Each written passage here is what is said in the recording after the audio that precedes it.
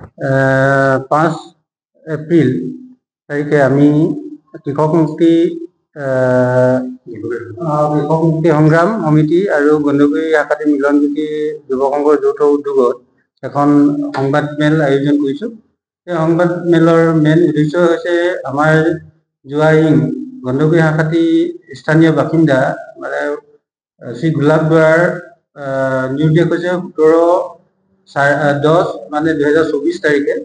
তো এই গোলাপ বৰাৰ নিৰ্দেশ হোৱাৰ মানে ওপৰত আমি সংবাদ মেলখন আয়োজন কৰিছোঁ আপোনালোকৰ যোগেদি মিডিয়াৰ যোগেদি। তো গতিকে আমি ইয়াৰ নিৰ্দেশ হোৱাৰ ক্ষেত্ৰত আমি বহু ধৰণৰ প্ৰতিবাদ কৰি আহিছোঁ যদিও আমি কোনো ধৰণৰ প্ৰশাসনিকভাৱে সহযোগিতা পোৱা নাই। তেওঁলোকে আমাক কোনো ধৰণৰ সুবিধাখিনি আদায় কৰি দিয়া নাই। সুবিধাখিনি মানে তেওঁলোকৰ যিখিনি সা সুবিধা আছে সেইখিনি কৰি দিয়া নাই। গতিকে আমি আপোনালোকৰ যোগেদি এটা কথাই জনাব বিচাৰিছোঁ যে গোলাপ বৰাৰ ক্ষেত্ৰত ন্যায় পোৱাৰ উপৰিও পৰিয়ালটোক মানে ভৰণ পোষণৰ দায়িত্ব ঠিকাদাৰ শ্ৰী পৰাগজ্যোতি সোণোৱালে লোৱাটো আমি বিচাৰিছোঁ। আৰু অন্যথা আমি ইয়াৰ ক্ষেত্ৰত যদি কোনো ধৰণৰ চৰকাৰে বা ঠিকাদাৰ পক্ষই যদি সহায় সহযোগিতা কামনা নকৰে তেন্তে আমি আগন্তুক দিনত বিভিন্ন ধৰণৰ মানে পথ অৱৰোধ কাৰ্যসূচীকে ধৰি অন্যান্য ধৰণৰ কাৰ্যসূচী ল'বলৈ বাধ্য হ'ম। কথা উপৰোক্ত বক্তাজনে কৈ গ'ল। তেখেতৰ কোৱা অনুযায়ী যিজন আমাৰ পৰাগজ্যোতি সোণোৱাল ঠিকাদাৰ, তেখেতে LOI চাফাই কৰ্মীসকলক তেওঁ ঠিকাদাৰ হিচাপে তেওঁ শ্ৰমিকক যোগান ধৰে আৰু তেওঁৰ আণ্ডাৰত কাম কৰিছিল আমাৰ এইজন গোলাপ বৰা। গতিকে গোলাপ বৰা ডিব্ৰুগড় বেংগলোৰ অহা যোৱা কৰা ট্ৰেইনত B2 B3 ট্ৰেইনখনত কাম কৰিছিল। গতিকে LOI বিভাগক আমি আগতেও দিছিলোঁ আৰু যোৱা 7 তাৰিখে আমি পথ অৱৰোধ কাৰ্যসূচী লৈ যিবিলাক কাগজ পত্ৰ সিহঁতৰ দ্বাৰা স্মাৰক পত্ৰ প্ৰেৰণ কৰিছিলোঁ, তেওঁলোকে কিন্তু কোনো পদক্ষেপ লোৱা হোৱা নাই। আৰু যিজন ঠিকাদাৰৰ লগত থানাত আমি মৌখিকভাৱে এটা চুক্তি হৈছিল যে মাহেকে মাহেকে তেওঁ 10,000 টকা দিব আৰু সেই 10,000 টকা দিব বুলি কোৱা কথাখিনি তেওঁ হোৱা নাই। আৰু জিলা প্ৰশাসনে আৰু শদিয়া জিলা দণ্ডাধীশে LOI আৰু জিলা প্ৰশাসনৰ জিলা উপায়ুক্ত আৰু স্থানীয় বিধায়কৰ লগত আমাৰ লগত এখন যৌথ আলোচনা কৰি দিম বুলি কৈছিলে, যিহেতু এই মুহূৰ্তত কিবা এটা পোৱা যাব নেকি বুলি। সেইখিনিও তেওঁলোকৰ কোনো ধৰণৰ গা নলৰিলে। গতিকে চৰকাৰ তথা জিলা প্ৰশাসনক আমি পুনৰবাৰ এই আপোনালোকৰ জৰিয়তে সকীয়াই দিব বিচাৰিছোঁ যে যদি তেওঁলোকে এনেদৰে অৱহেলা কৰি থাকে, তেওঁলোকে যদি আমাৰ মানুহ এজন যে হেৰাইছে তাৰ প্ৰতি যদি কোনো ধৰণৰ ব্যৱস্থা গ্ৰহণ নকৰে, তেতিয়াহ'লেতো আমি নেক্সট কাৰ্যসূচী ল'বলৈ বাধ্য। তাৰ কাৰণে কিন্তু আমাৰ কৃষক মুক্তি নতুবা আমাৰ এই মিলনজ্যোতি যুৱ সংঘ জগৰীয়া নহয়, নতুবা ৰাইজ জগৰীয়া নহয়। তাৰ কাৰণে কিন্তু চৰকাৰে নিজে জগৰীয়া হ'ব আৰু নতুবা LOI বিভাগে নিজে জগৰীয়া হ'ব। অন্যথাটো আমি কাৰ্যসূচী ল'ব লাগিবই। তো বাকী আমাৰ আছে সতীৰ্থ আৰু এগৰাকী অজয়মন, তেখেতে ক'ব দুই এষাৰ।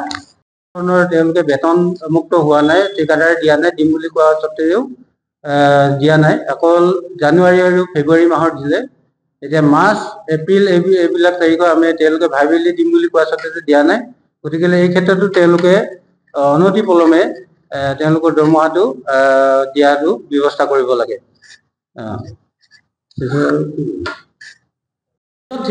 ঠিকাদাৰজনে গোটেই তথ্যখিনি গোলাপ বৰাৰ তথ্যখিনি আমি ক'ব পাৰোঁ যে তেখেতে গম পায়, যিহেতুকে যিজনৰ লগত খানাত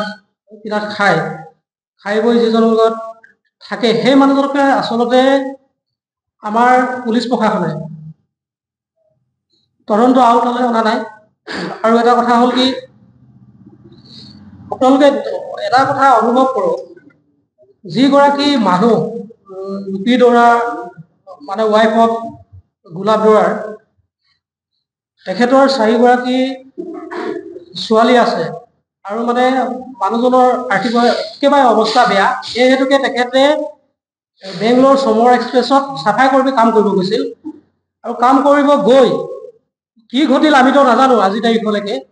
কিন্তু যিয়ে নঘটক এই কথাখিনি আমি জানিব বিচাৰিছোঁ। মানুহজনৰ এটা মাত্ৰ আমি সন্ধান বিচাৰিছোঁ, জীৱিত বা মৃত, যে মানুহজনক অতি শীঘ্ৰে এই জীৱিত বা মৃত আমি সন্ধান লাগে বুলি আজি ক'ব লৈছোঁ। যোৱা 7 তাৰিখে আমি পদ অৱৰোধ কৰি এই কথাখিনি কোৱা নাছিলোঁ। এইটো কাৰণেই আমি আশা কৰিছিলোঁ যে যিহেতুকে মানুহজন সন্ধানহীন হৈ আছে, আমি মানুহজনৰ সুশৰীৰে দেখা পাম বুলি। কিন্তু আজি তাৰিখলৈকে, আজি 5 এপ্ৰিল পাই গ'লহি, যোৱা 17 অক্টোবৰৰ পৰা, কিন্তু আজি তাৰিখলৈকে যদি নোলাইছে এই মানুহজন, আমি আশা আৰু কৰিব পৰা নাই যে মানুহজন সুশৰীৰে আছে বুলি। সেই গতিকে আমি এটা কথাই ক'ব বিচাৰোঁ, যিগৰাকী পৰাগজ্যোতি সোণোৱাল ঠিকাদাৰজনৰ ওপৰত আমি আইনীভাৱে যি কেছ কৰিব লাগে, এই কেছ কৰিবলৈ আমি কৃষক মুক্তি আৰু আমাৰ যি দুৰ্ভগীয়া ৰুপি দৌৰা তেখেত প্ৰস্তুত আছে। আৰু এটা কথা হ'ল কি, আপোনালোকে ভাবিব নোৱাৰা ধৰণৰ এটা পৰিস্থিতি, অভাৱনীয় পৰিস্থিতি এই ঘৰখনত উদ্ভৱ হৈ আছে, য'ত নেকি দেউতাকজনে একমাত্ৰ উপাৰ্জনকাৰী আছিল। আজি তাৰিখলৈকে কাম কৰিব গৈ ঘূৰি অহা নাই। প্ৰতিটো সময়তে সৰু ছোৱালীজনীয়ে তেখেতক বিচাৰি আছে, কিন্তু আজি তাৰিখলৈকে আমিও কোনো ধৰণৰ সুমূৰ্ত পোৱা নাই।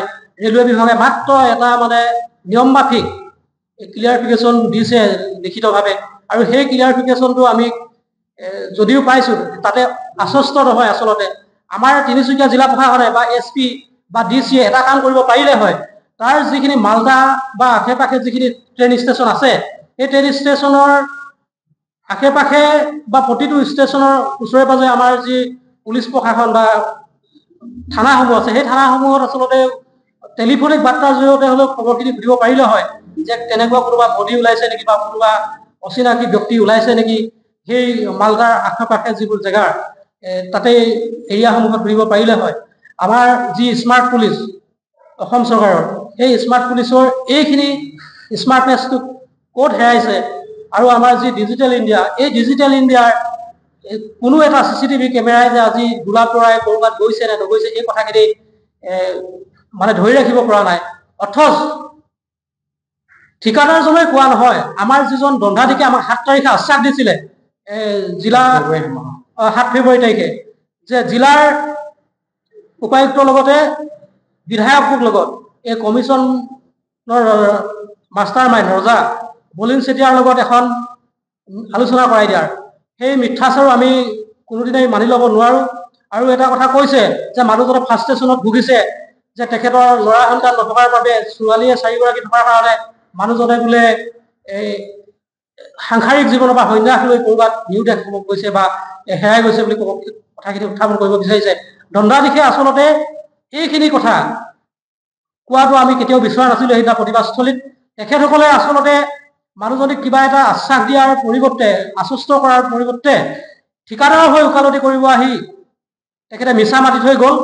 আজি 7 ফেব্ৰুৱাৰীৰ পৰা আজি 5 এপ্ৰিল, 2 মাহ আমি অপেক্ষা কৰিলোঁ, আৰু আমাৰ ধৈৰ্যৰ পৰীক্ষা ল'বলৈ আমি তেখেতসকলক মানে মানা কৰিছোঁ। কাৰণ কেলৈ আমিও ইমানো ধৈৰ্যশীল নহয়, য'ত নেকি মোৰ